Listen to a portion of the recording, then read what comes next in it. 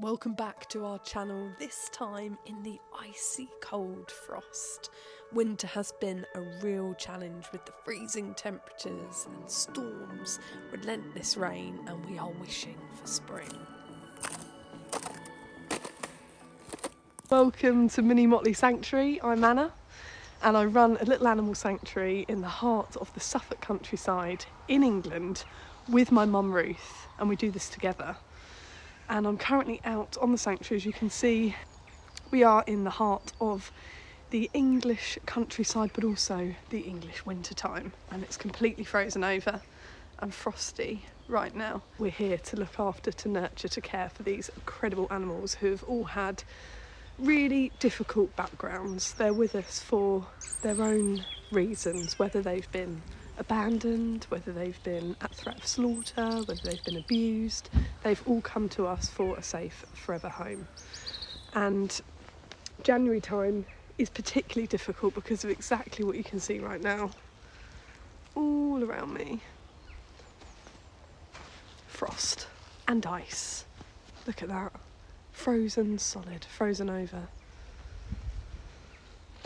And currently I'm walking the boundary fence line to check that there are no points of escape, no gaps that they can duck and dive, because behind me they will have access to forests and woodlands that all link up to main roads and escape points, so we have to make sure that they can't get out at the boundary fence.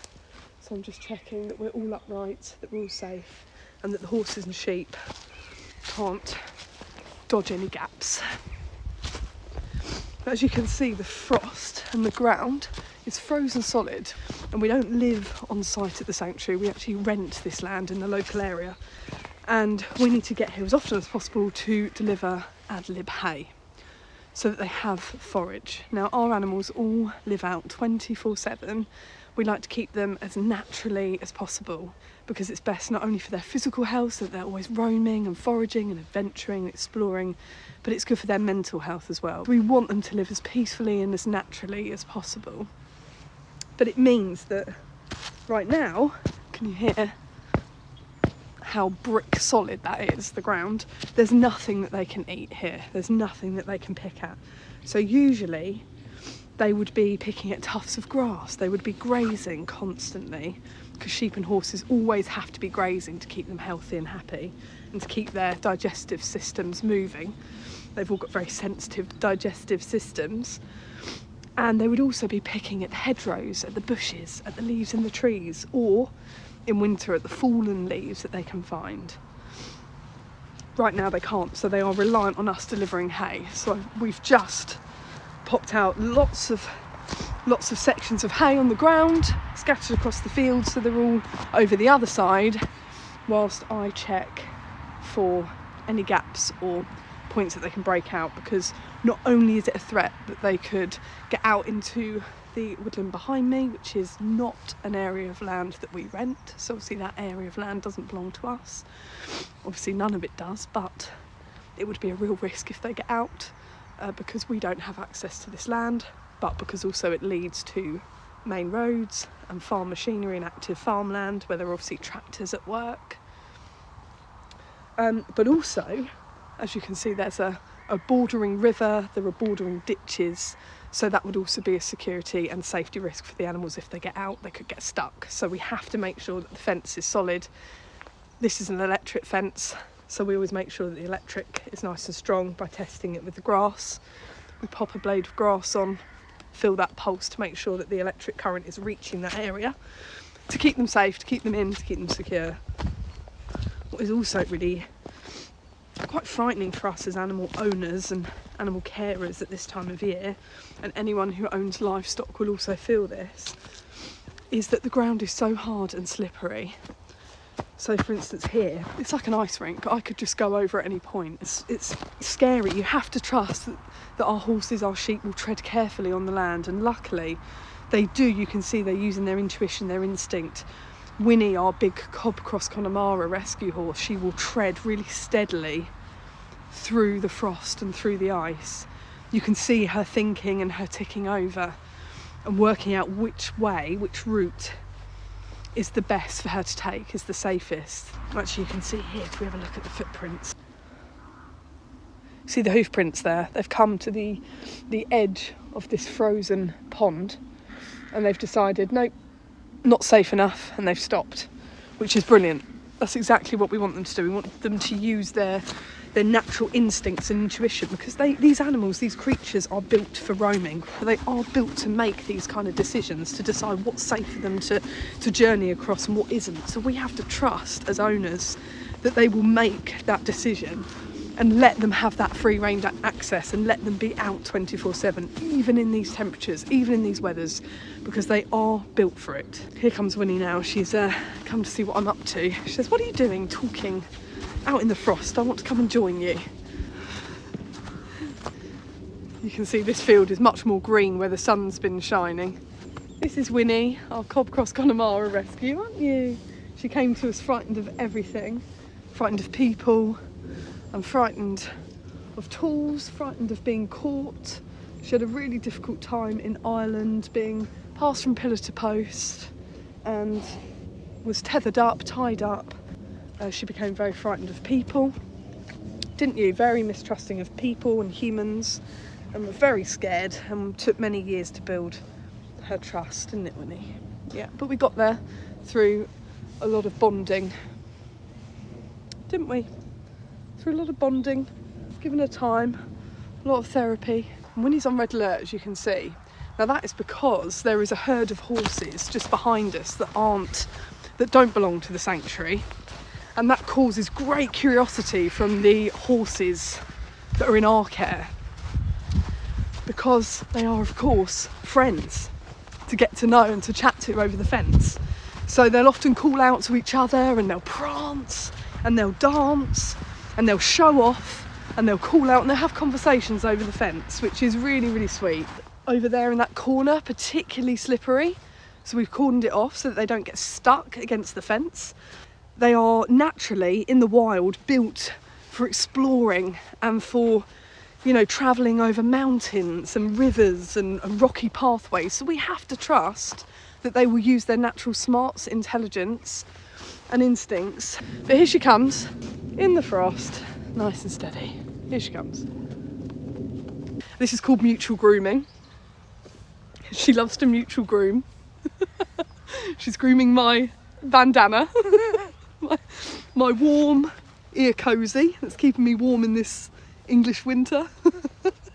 And I'm grooming her, and in horse language that means groom back, and it's a shared experience in the horse world. So I say thank you, Winnie, for this rather exuberant head massage. Good girl.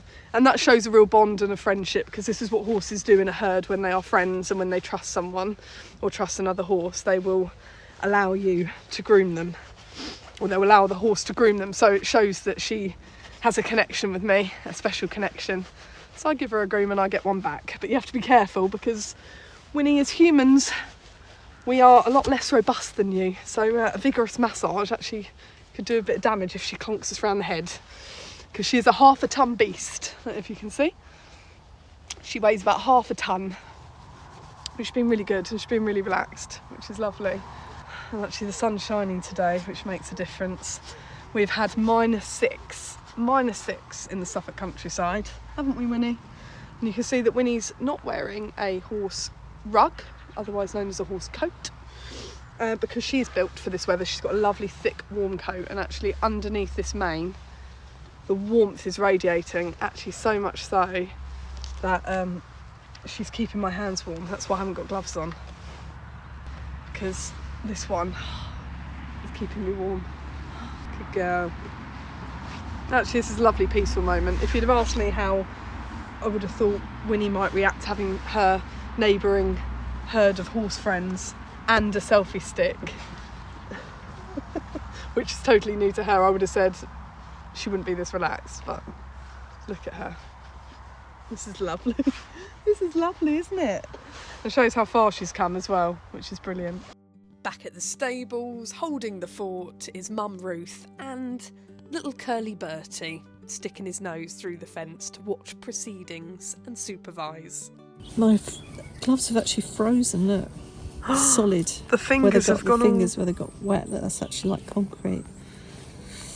Oh dear. It's a cold and bright hay delivery day today, and that's what we pray for, because if it's raining, any hay deliverer or farm merchant will cancel delivery on the day because the hay will spoil and go rotten and mouldy in the rain and get all wet, so they can't deliver it. So we were so thankful when we woke up to see sunshine and no rain clouds. Yay!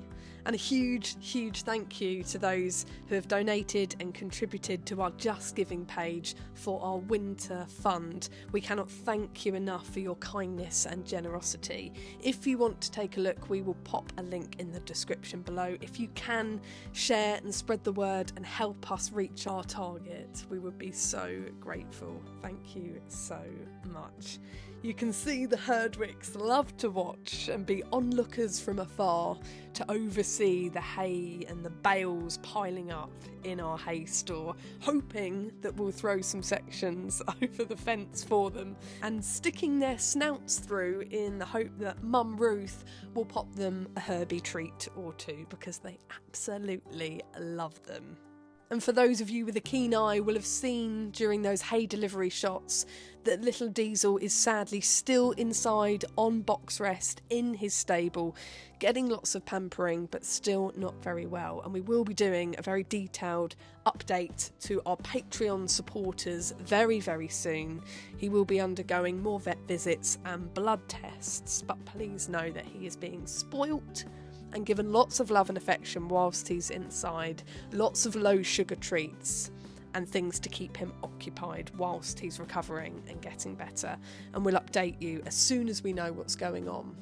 Back out to the fields, and it's time to deliver yet more hay to the animals, which is their favourite time of day.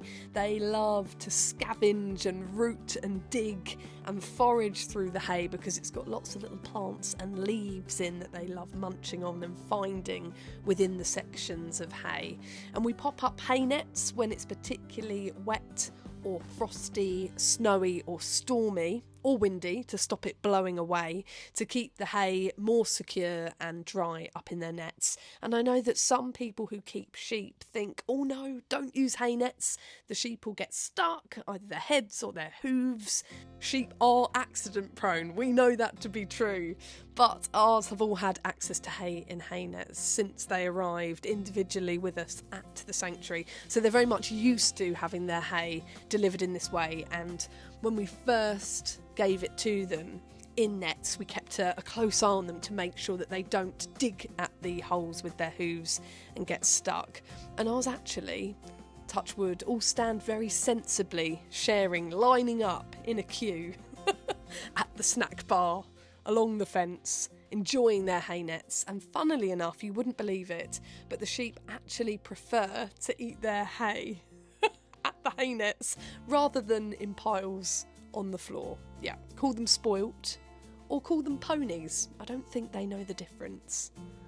Thank you so much for watching this video. If you haven't already, please do subscribe to our channel. We know that there are lots of people watching us but haven't clicked the subscribe button. It is completely free. And please give us a thumbs up and like this video and comment, because it helps this video get seen and be found by lots of new animal lovers. If you would like to support us, you can for as little as £1 a month over on Patreon, and you'll get access to our exclusive podcast episodes, videos, behind the scenes, rescue stories and lots more, whilst also knowing that you are helping to support us and the animals and the work that we do. We would really appreciate your support right now during a very difficult and tough winter.